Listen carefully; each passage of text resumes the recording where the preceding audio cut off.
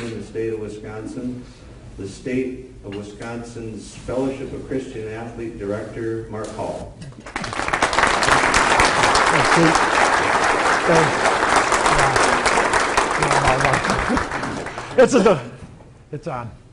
It's a delight to be here. I've had a chance to serve now with the Fellowship of Christian Athletes for 25 years. When I came up here, they asked for a 3-year commitment. I told them I could give them 2. We thought we were going to go back overseas again. I was about ready to do that. You see, there was a pastor at a church I was attending that shared with everybody there. He said this: the burden of proof lies upon you to show that God is not calling you to a mission field. Well, that kind of rolled around in my soul, and so 2 years later, I went over. When they tell you missions experience changes your life, I will vouch for that. I came back married. I went back over again. We came back with a kid, man. I was changing your life. Holy cow. Our first daughter was born in the Philippines. That's where we were at. I was working at a refugee camp with Laotian, Cambodian, Vietnamese refugees. And for the last month, I left my wife in Manila because that 3 hours of hard drive would have induced labor if she were on it. And so she was there in Manila. I was going back and forth, and we were praying that she would give birth on a weekend so that I could be there. Well, God so chose to answer that prayer, and at 2 a.m. on a Sunday morning, my wife nudged me and said, "It's time to go in." Well, some of you that know me here know that normally I'm a pretty calm guy. But I got a little flustered.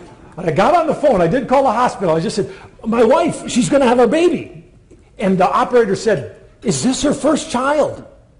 I said, "No, this is her husband." I said, anyways, we got in there, and I thought I had it worked out to be in on the delivery. They don't do it that way. We had a different doctor. It's 2 a.m. They stopped me out there. I'm too tired to argue, and they take my wife in. I sit out in the waiting room with a Filipino man whose wife is also in giving birth. It was about 4 hours later as we were talking, and the nurse comes out of that room with 3 kids in her arms. Walks up to the other guy. I can still see him. She comes up to him and says, "Well, sir, what do you think?" And he just scratches his head and goes, "Oh, this is going to be so hard." "I'll take the one on the left," he said. Anyway, he started to realize, you should have seen him when he goes, "They're all mine." And he busts through this door, and the nurse is saying to her, "Sir, you can't come in here. You're not sterile." He said, "No kidding, I got 3 kids," he said.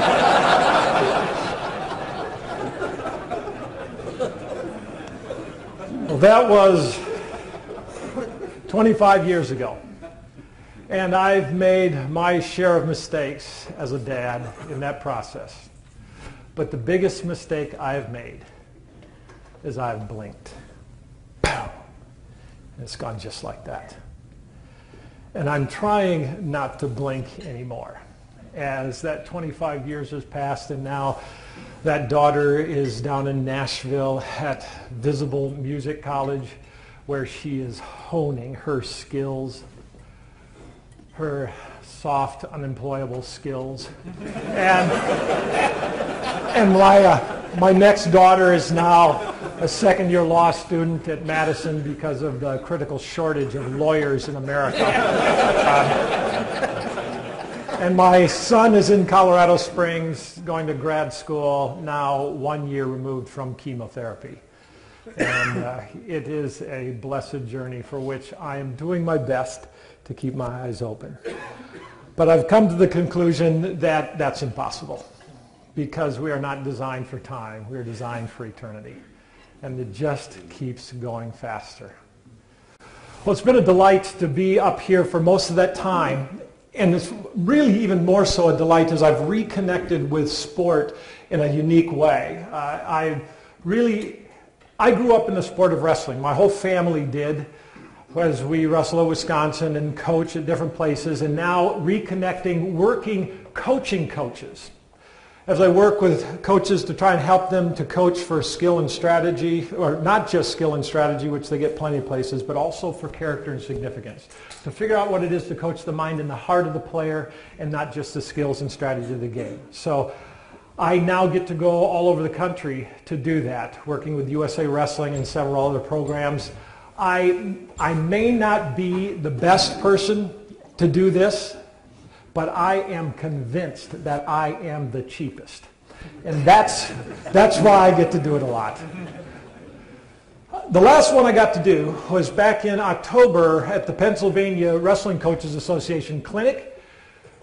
That Friday night at the clinic, I spoke on Saturday. Friday night, Jay Robinson from right down the road at the University of Minnesota came, and he shared with the coaches about, he's been there now for almost 2 decades. And coming to that program, being at the bottom, he talked about what it is to create your program. And all of coaching is an act of creation. All of what we do really is an act of creation. And what is it to create a program? And he told them this. He said, you've got to make a choice here. You've got to choose how great you're going to be. Do you want to be top 20, he said? How about top 10? Do you want to be a top 5 program? Do you want to be national champions? Because the choice of how great you are going to be will determine the trajectory of your process. The next day I got to speak to the coaches, wanted to affirm exactly what Jay said. I said, I really believe you have to make that choice. How great do you want to be? I told them, however, you have another choice you need to make. Not only do you need to choose how great you want to be, you need to choose how good you're going to be. Here's what I mean. In the act of creation of coaching, which we all in coaching do, it would be wise for us to look at the greatest act of creation and see what the Creator has to say about that.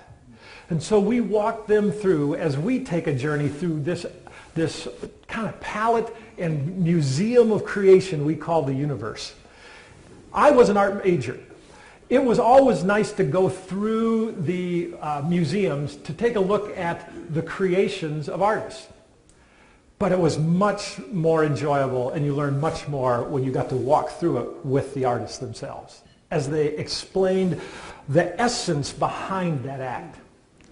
When we look at the greatest description of the greatest acts of creation, it would be wise for us to walk through it as the artist invites us to take that journey. And so we look at Genesis 1 as God, layer upon layer, explains his creative act in this poetic, beautiful poetic description of creation. And it's interesting when you see the often repeated words, because poets repeat for emphasis. And when you look, as you walk through the creation, as God explains after every time frame that he creates and looks back and invites us to look with him, he makes this assessment of his acts of creation. And it was good. And it was good. And it was good. And it was good. And it was good. And it was good. And it was very good. Now, I don't know about you, but if that would have been my acts of creation and I got to explain it to somebody, I don't think good would be the word I would choose. How about you? I mean, I'd have said, this is awesome. I mean, this is unbelievable. I would at least say this was great. Look, when I'm done with this in my own insecurities, and I talk to you about and say, how'd I do? Anybody come up to you and say, that was good. Good? I mean, I want to hear, this is life-changing. This is unbelievable. Oh, at least great, because we all know that great is better than good, right? But we find it unusual to see that in the most majestic acts of creation, God chose first to say, it was good. Not awesome, not unbelievable, not fantastic, but good. Of course it was all those things. Of course it was awesome, unbelievable, fantastic. You ever created a solar system?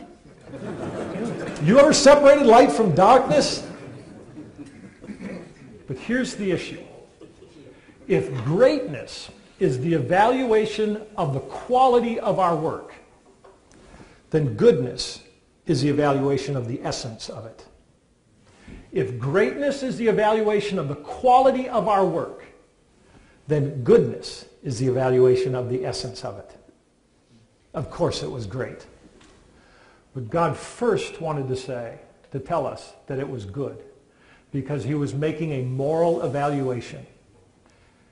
And many of us, especially in the arena of sport, are far more enamored with greatness than we are with goodness. We are far more enamored with creating something great than even asking the question, is it good? You see, 5 or 7 Tour de France championships was great. I'm not sure how good it was. 73 and 70 home runs, that was awesome. How good was it? You know, the ability to use our bodies in some amazing ways and to be able to kick our leg up in a circle is great. But when it lands on the skull of somebody's head, I'm not so sure how good that is. And we are far more enamored of greatness than goodness. Sports Illustrated back in 1997 ran a cover of a bicep with a needle in it in drugs in sports. That was back in 97. And of course, since 1997, we've pretty much eliminated all drug use in sports. But back then, it was a problem.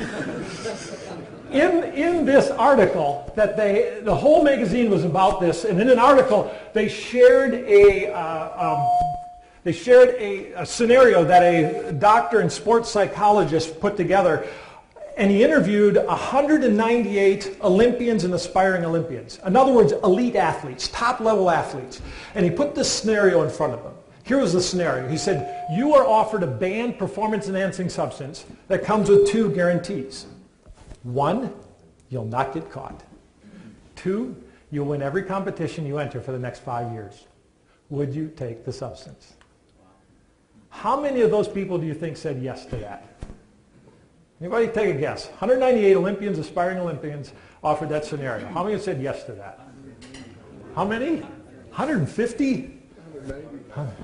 195. I'd say if you said 198 out of 198, I'd say be careful, because then you're saying you would take it. Because if that's no room. But 195 out of 198 said yes to that. Now he gave them a scenario very similar with one twist. You're offered a banned performance-enhancing substance that comes with 2 guarantees. 1, you'll not get caught. 2, you'll win every competition you enter for the next 5 years.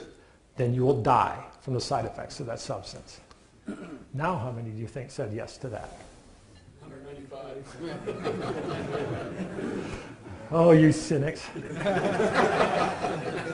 Half said yes to that. But those are the elite athletes. That's not our kids. That's not the kids in our school. That wouldn't happen. I remind folks, first of all, that every one of those was a junior high kid at one point in time, came through somebody's school. And if you didn't, as coaches, I told them, if you don't know how to coach the mind and the heart of the player, you offered them no help. If you coach the skills and strategy of the game and that's it, you offered them no help. The Hams-Beller Athletes Moral Reasoning Survey, that was done 17-year-long survey, 1988 to 2004, 1987 to 2004, 72,000 athletes, 15,000 women from junior high through college. Here's what they found out, that the longer you're in competitive sports, especially team sports, the less you make good moral decisions. I thought sports builds character. Isn't that one of the cultural truisms of sports? It builds character. Well, when I ask a group of people to give me the attributes you're talking about, you get about the same 5 attributes every time. Dedication, sacrifice, perseverance, teamwork, leadership. I said, sure, but you can be a dedicated, sacrificing, team-working, leading terrorist. They all apply. Because those are not moral attributes, those are social. Those are not moral attributes, they're moral accelerators. Those are the attributes that are essential to get where we want to go. You cannot get there without dedication. You cannot get there without sacrifice. You cannot get there without perseverance. You cannot get there without self-control. The question is, where are we getting there? Where are we going?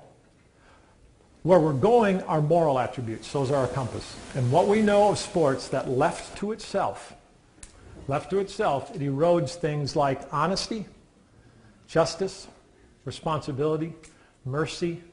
How many want merciful athletes? What did God say in Micah? He said, this is what I require of thee, O man, to do justly, justice, which are the roads, to love mercy, and to walk humbly with your God. That's what he requires. So how are we doing? The Josephson Institute, the Hams-Beller Moral Reasoning Survey come to the same conclusions, that the longer kids are in competitive sports, especially team sports, the less they make good moral decisions, even as we're building the social character in them. It also shows us this, that when you're intentional, sport may be the best place to teach those things. Because it's not academic. It's not getting the right answer on the test. It's going to have to eventually look like something. That's where we're stepping into the gap to try and work with coaches. To say, while you're coaching the skills and strategy of the game, can you push back against the pressure that has enthroned winning as the ultimate purpose of sport and reinsert the things that matter so that we're not conformed by that? At this wrestling clinic as well, I had a chance to help redefine some things with them in that arena. And I asked them, first of all, we've got to understand in that circle, wrestling coaches are probably among the most insecure coaches I know. Because we're the one group of people that have to pick on another sport to find our own identity. Martino, finish this sentence. Boys play basketball. Men wrestle. Absolutely. Every wrestling coach, every wrestler can finish that sentence. Wrestling, it's what men do during boys' basketball season. That's it. Okay, coaches. If men wrestle, I ask them, give me a compelling definition of what it means to be a man. If men wrestle, then what does it mean to be a man? How does a boy know when they become a man? What are the markers that I need to take to know that I'm moving towards manhood? What does it mean to become a man?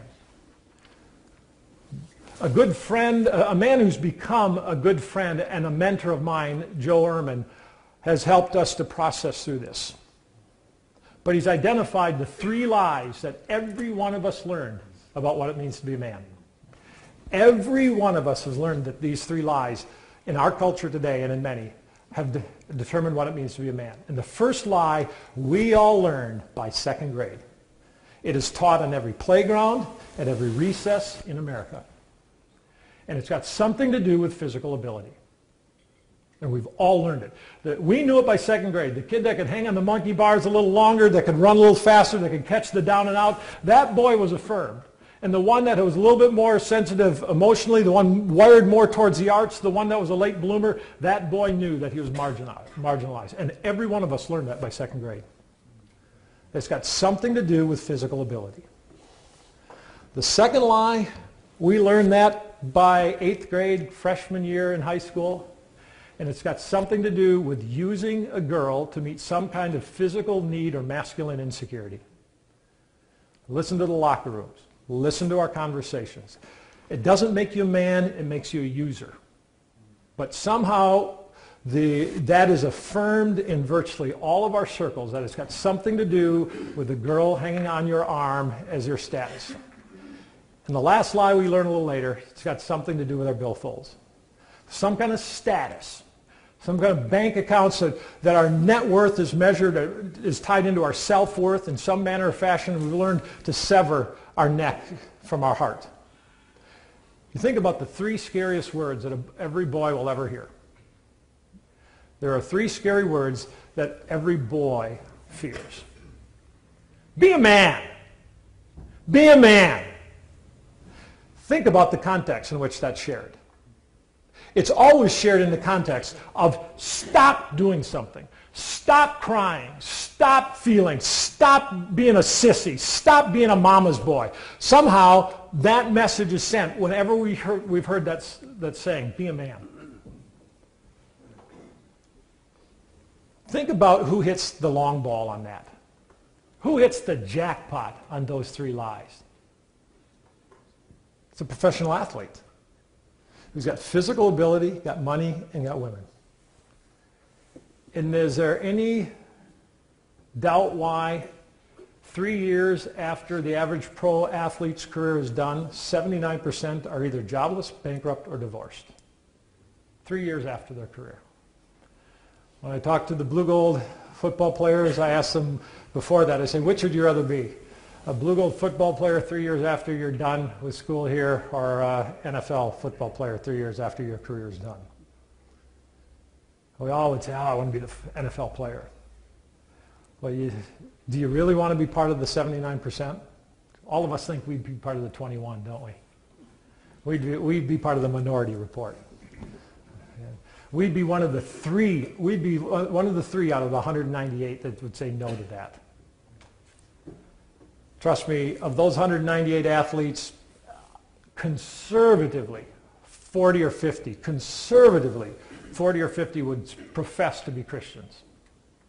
Just as a random sample. I am sure of that. I would go higher, but I would say conservatively. What's going on? That many people who would profess a faith in Christ would practice taking those drugs. If we had time, we'd unpack that more as we do the coaches. But if that's the lie, if the lie is built upon physical ability, sexual conquest, and material accumulation, then what's the truth? We still have to say, okay, if wrestling builds men, if sports builds men, if you're trying to build men, if boys become men, then what have we given our boys a compelling definition of what it means to be a man? Let me tell you what I think the best definition is. And it's inferred. It is not spelled out directly. When Paul in 1 Corinthians 13 says this, when I was a child, I thought like a child, I spoke like a child, and I reasoned like a child. When I became a man, I put away childish things. Well, what did he mean by that?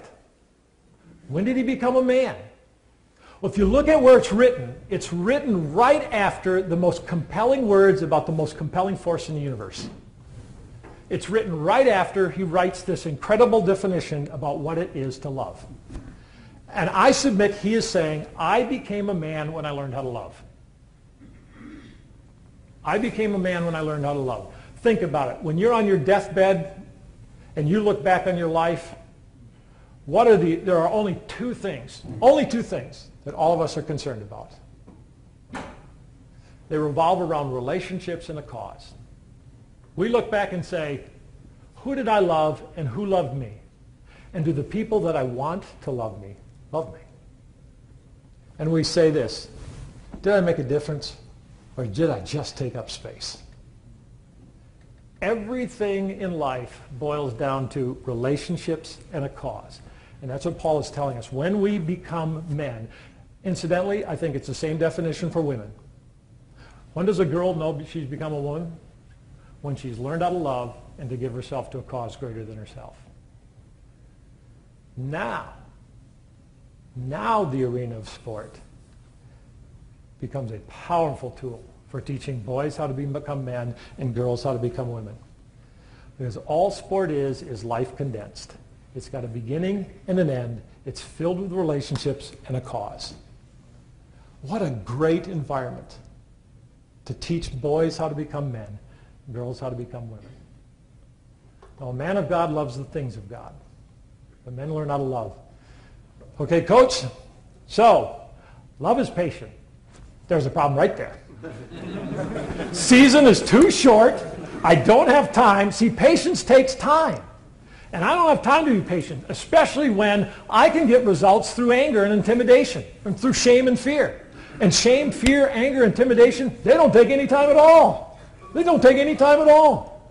And I can get results. The truth is you can. But it has a short shelf life. And eventually, kids walk out on that, just like you and I do. Remember Dr. Swenson, when he was here a few months ago, talked about progress. Progress differentiates, and because it does, it always gives us more and more of everything faster and faster. I thought, you know what differentiates more than competition? It always gives us a winner and a loser. And what we're getting of it is more and more of it earlier and earlier. And that is killing our kids. And because of that, I tell coaches, you have to now learn to coach the hearts of athletes. When we came through, you didn't have to. You should have, but you didn't have to. Here's why. Because when I came into your program at junior high, I had so much margin in my emotional, relational, and spiritual life.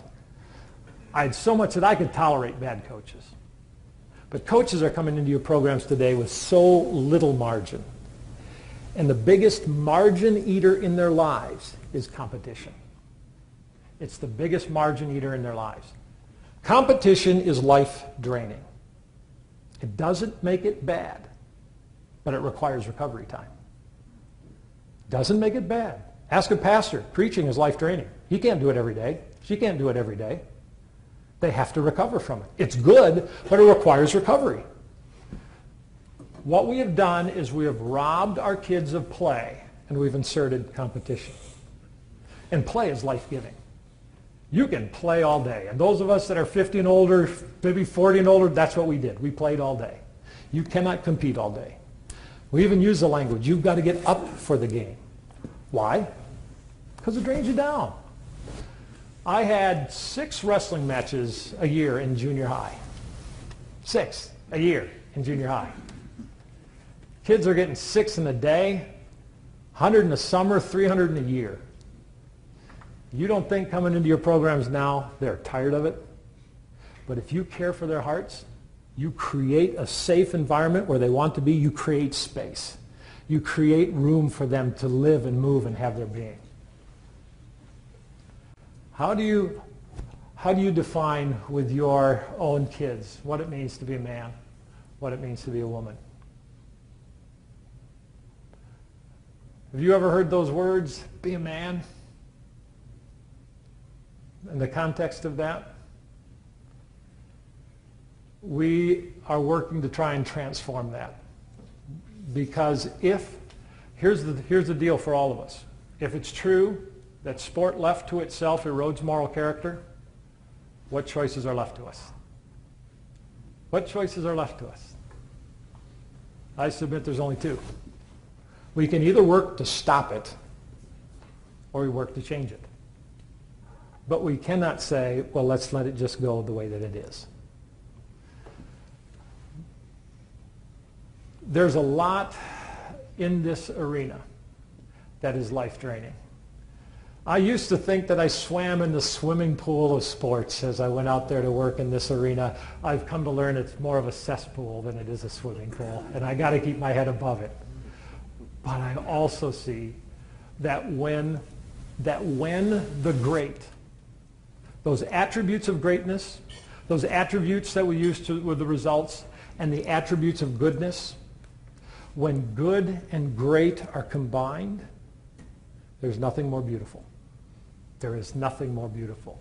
When you see things like love and joy and kindness and mercy and honesty and justice connected with self-control and perseverance and teamwork and sacrifice, there is nothing more beautiful than that. And the arena of sport gives us the opportunity to see what is beautiful, to create pockets of beauty in what can be a very ugly thing. First, as our among coaches, and it's the same for us too, you cannot be a tour guide to a land you haven't been to. You cannot be trafficking in unfelt truths. You don't go up and tell your team this is what we're going to be and then you behave this way. You first have to know the land yourself. And in that pressurized environment, listen, if art's first demand upon the viewer is to see and music's first demand is to hear, then sport's first demand is to feel. And feelings are wonderful motivators, but they are lousy masters. And all of us who sit up in the stands and coach and play understand what being mastered by feelings can be. We can be pretty embarrassed by them. What we do in sport is not important. Now, we got to take it seriously, but it is non-serious. And we confuse those things sometimes, the serious with the non-serious. If we could reestablish in the arena of sport the imagination of the kids, what is the purpose of sport? Why did God allow us to do this? If every good and perfect gift comes from above, then what is sport in its good and perfect form? Well, I submit that sport finds its home in the circle of play. And play is hardwired into our souls. God hardwired it into the animal kingdom. And what's the purpose of play? Why do we play? That's right. Joy and wonder. We do play because it's joyful and wonderful, because it captures our imagination. Now, what does it take to capture a kid's imagination, a little kid's imagination? Anybody got 3- and 4-year-olds? What does it take to capture their imagination? About nothing. And they can run in a circle and think this is incredible. You know what we do to them? Johnny, you can't run in a circle. You got to run in a straight line, and we're putting a stopwatch on it. And they're going, why? Why? Let me tell you why. Because that's what captures our imagination. The older we get, the more it takes to capture our imagination. So play becomes games, and ultimately for us becomes sport. And what is sport? It's play with boundaries, which is a game, and one more thing added, the spice of competition, to spice it up. The problem is, competition doesn't just become the spice of play, it turns out to become the purpose of play, of our sports. And that, I love putting hot peppers on my food. I love putting that. What if all I did was eat red peppers? I would be diseased very quickly. Because now the spice of my food has become my food. And it's not meant for that. And it'll kill you. The purpose of sport is still the purpose of play. Play engages our whole being, our body, our mind, and our spirit. And those of us who have played well, we probably have never been more alive than when we played. Because it engages all of us.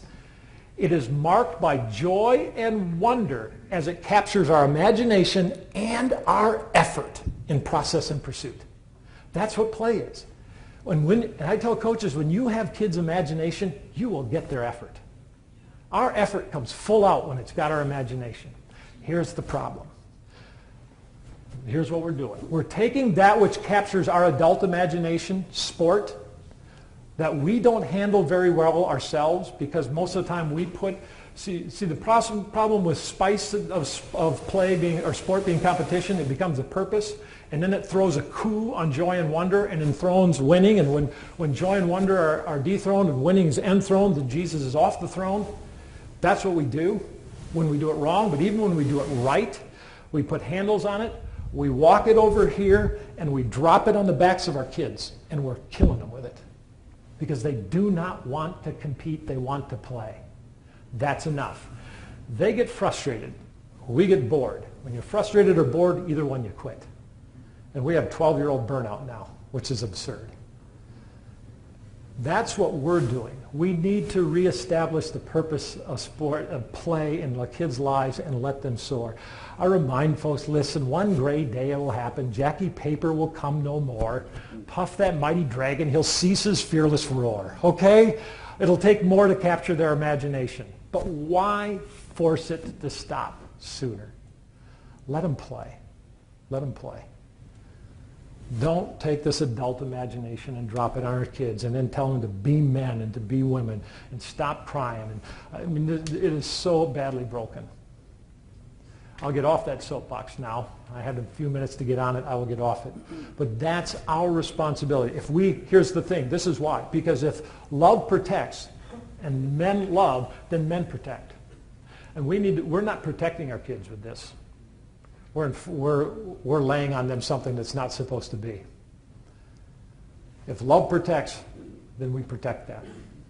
Remind the guys in the football team that I had a daughter there at the university, and I told them I love you guys like sons, but none of you right now like a son-in-law. You treat my daughter like men. You treat this team the same way, like men. And if men love and you love this team, you'll protect it. If men love and you love this game, you protect it. So we shouldn't find you on Water Street at 2 in the morning, because that's an unloving act that a child does. Now I tell them, if I get a phone call, I'm going to come get you, because that's what love does too. I'll come get you. But now we're going to put more rules on you. Not to punish you, but because you've shown us that you're not a man. And now you've acted like a child, and so we've got to put more boundaries on you. Because that's what we do with children, is we put more boundaries on them. When I moved to town, My kids were really young. I built a fence in my backyard because I love my kids and need to be protected. If I needed to build a fence today in my backyard for my kids, who are 25, 24, and 23, I'd be in trouble because they haven't grown up. Love protects because men protect. And that is the compelling definition of what it means to be a man. The ability to love and to be loved and to give yourself to a cause greater than yourself. There's no greater environment to do that in today if we do it right than you're in a sport, which has a beginning and an end, filled with relationships and a cause.